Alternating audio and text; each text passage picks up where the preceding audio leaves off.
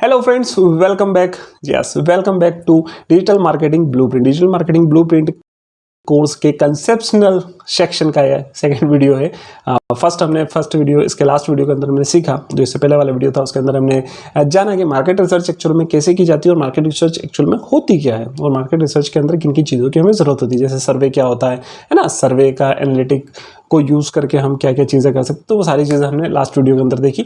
इस वीडियो के अंदर हम बात करेंगे वेबसाइट से रिलेटेड। जी हाँ, वेबसाइट से रिलेटेड। वेबसाइट नॉर्मली जो है digital marketing platform, digital marketing आप करते हैं तो आपको वेबसाइट की बहुत ज़्यादा रिक्वायरमेंट होती है, क्योंकि वेबसाइट जो है एक्चुअल में आपका ब्रांड को रिप्रेजेंट करती है। अगर आप खुद का प्रोडक्ट सेल कर रहे हैं, किसी अदर पार्टी का प्रोडक्ट या किसी थर्ड पार्टी का प्रोडक्ट आप सेल कर रहे हैं, या आप नेटवर्क मार्केटिंग, जैसे मैं आपको बता, नेटवर्क मार्केटिंग के अंदर हैं, या कोई ट्रेडिशनल बिजनेस है जिसको आप कन्वर्ट कर रहे हैं डिजिटल प्लेटफॉर्म के ऊपर, तो इन सब चीज़ों के अंदर आपकी जो वेबसाइट है वो बहुत अहम भूमिका निभाती है। वेबसाइट की ज़रूरत हमें क्यों होती है? वेबसाइट जो है हमारा डिजिटली जो है हम कह सकते हैं कि डिजिटली हमारा एक एड्रेस होता है, जहाँ हम बोल सकते हैं जहाँ से हमारी अथॉरिटी जनरेट होती है, जहाँ से लोग हम पे भरोसा करते हैं। इसलिए वेबसाइट का होना बहुत ज़्यादा ज़रूरी होता है। तो वेबसाइट जब हम बनाते हैं तो किन किन चीज़ों की हमें ज़रूरत होती है, क्या क्या चीज़ें वेबसाइट के लिए रिक्वायर्ड होती है। वेबसाइट बनाना कोई टेक्निकल चीज़ है या हमें किसी प्रोफेशनल को हायर करके वेबसाइट बनानी चाहिए, या इजीली हम ड्रैग एंड ड्रॉप के थ्रू भी वेबसाइट बना सकते हैं। तो ये सारी की सारी चीज़ें जो है इस वीडियो सेक्शन के अंदर मैं कंप्लीट करूँगा। तो सबसे पहले हम बात कर लेते हैं वेबसाइट के अंदर। वेबसाइट जब हम स्टार्ट करते हैं, खुद की जब वेबसाइट हम बनाते हैं, चाहे हमारे खुद की हो या कंपनी या हमारे ब्रांड की जब वेबसाइट हम बनाते हैं, तो चार सेक्शन में चार चीज़ों की हमें ज़रूरत पड़ती है, जिसके बारे में बात करूंगा। सबसे पहले हमें ज़रूरत पड़ती है डोमेन की। जी हाँ, सबसे पहले आपकी वेबसाइट का नाम बहुत ज़्यादा इंपॉर्टेंट होता है, बिकॉज ये आपके प्रोडक्ट को या आपकी सर्विसेज को, ये आपको रिप्रेजेंट करता है डिजिटल प्लेटफॉर्म्स पे या डिजिटल वर्ल्ड के अंदर या इंटरनेट वर्ल्ड के अंदर, ये आपको रिप्रेजेंट करता है। जी हाँ, तो आपका डोमेन बहुत ज़्यादा इंपॉर्टेंट होता है। तो सबसे पहले तो आपको मेन फोकस करना रहता है कि जो आप डोमेन बाय कर रहे हैं, डोमेन हमेशा रिलेटेड होना चाहिए आपके ब्रांड को लेकर, आपके ब्रांड से या आपकी सर्विसेज से डायरेक्ट रिलेटेड होना चाहिए, क्योंकि ये रिप्रेजेंट कर रहा है। This is the ID. Internet के ऊपर ये आपका आईडी है ना, ये आपका आइडेंटिफिकेशन है, जिससे पता लगता है कि एक्चुअल में आप से रिलेटेड है और ये आप ही की जानकारी यहाँ पर मिलती है। सेकंड चीज़ जो हम कवर करते हैं वो होती है होस्टिंग। होस्टिंग क्या होती है? जब भी कोई वेबसाइट होस्ट की जाती है, इट मीन्स कि जहाँ पर आपका डाटा स्टोर होता है, जहाँ पर आपकी वेबसाइट की डिज़ाइनिंग का जो बैक एंड पे जितना भी चीज़ें होती है ना, कंटेंट जो होता है वो जहाँ स्टोर किया जाता है और जिसके थ्रू आपकी वेबसाइट होस्ट होती है, जहाँ आपकी वेबसाइट जो वेब के ऊपर नज़र आती है, तो जिस प्लेटफॉर्म के थ्रू नज़र आती है उस प्लेटफॉर्म को हम बोलते हैं होस्टिंग। तो वेब होस्टिंग को जब हम सिलेक्ट करते हैं तो किन चीज़ों को हमें ध्यान में रखना चाहिए? तो हमें सबसे पहले उसका जो अप टाइम है उसे ध्यान रखना चाहिए कि अप टाइम जो है 99% से ज़्यादा, 99.99% से ज़्यादा होना चाहिए, या 100% अप टाइम होना चाहिए। वैसे बहुत कम ही सर्विस प्रोवाइडर है जो आपको 100% अप टाइम देते हैं, बट मैक्सिमम जो है आपको 99.99% का अप टाइम देते हैं। इट मीन्स कि आपकी जो वेबसाइट है वो प्रॉपर तरीके से रन करेगी, वो क्रैश नहीं होगी। और जो होस्टिंग होती है, वो होस्टिंग कितने तरीके की होती है उसके बारे में आपको बता देता हूँ। होस्टिंग बेसिकली देखा गया तो नॉर्मली अगर हम स्टार्टअप फेज में हैं तो हम यूज़ कर सकते हैं शेयर होस्टिंग। शेयर्ड होस्टिंग हो सकती है, डेडिकेटेड सर्वर होस्टिंग हो सकती है, और क्लाउड बेस्ड होस्टिंग हो सकती है। तो तीन तरह की होस्टिंग जो है मार्केट में अवेलेबल है।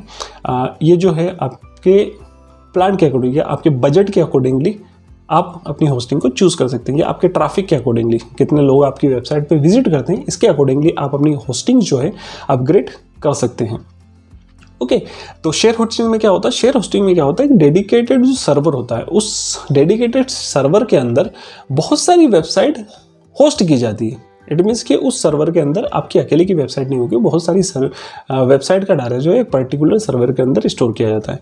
ओके, सेकेंड जो होस्टिंग का जो ऑप्शन होता है वो होता है डेडिकेटेड सर्वर। इट मीन्स कि वहाँ पर आपको इस होस्टिंग सर्विस के अंदर आपको आपका पर्टिकुलर खुद का जो है एक सर्वर दिया जाता है, जिस सर्वर के ऊपर सिर्फ और सिर्फ आपकी वेबसाइट को होस्ट किया जाता है, जहाँ पर सिर्फ और सिर्फ उस एक सर्वर के अंदर आपके ही डाटा को स्टोर किया जाएगा। ओके, ये चीज़ होती है। और थर्ड जो होती है क्लाउड बेस्ड होस्टिंग, ये थोड़ी सी कॉस्टली होती है, यहाँ पर थोड़ा चार्जेस ज़्यादा होते हैं। जब आपकी कंपनी बहुत बड़ी होती है या कंपनी के अंदर जो हम कह सकते हैं कि डिजिटल एक्टिविटी जो है, नॉर्मली ऑनलाइन एक्टिविटीज़ जो है काफ़ी ज़्यादा आपकी वेबसाइट के ऊपर अगर होती है, तो उसके लिए आपको क्लाउड बेस्ड आप जो है होस्टिंग को यूज़ कर सकते हैं।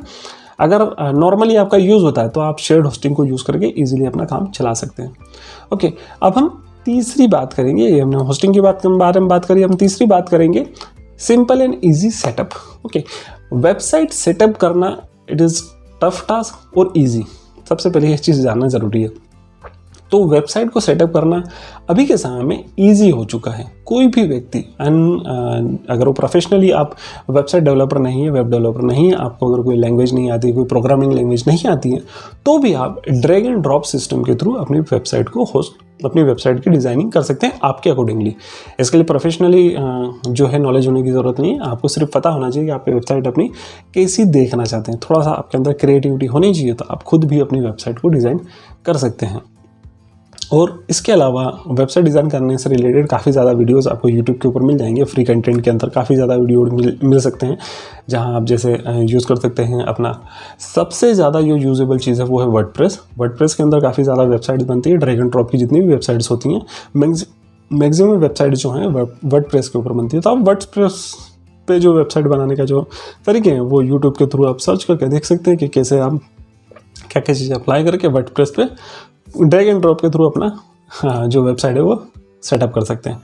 ओके, जो इसके बाद में हम बात करेंगे लास्ट सेक्शन के ऊपर हम ले हैं, इसके बाद में होना का सेटअप योर बिजनेस ईमेल। आपने अपना डोमेन बुक कर लिया, आपने होस्टिंग ले ली, आपने अपनी वेबसाइट को सेटअप कर लिया।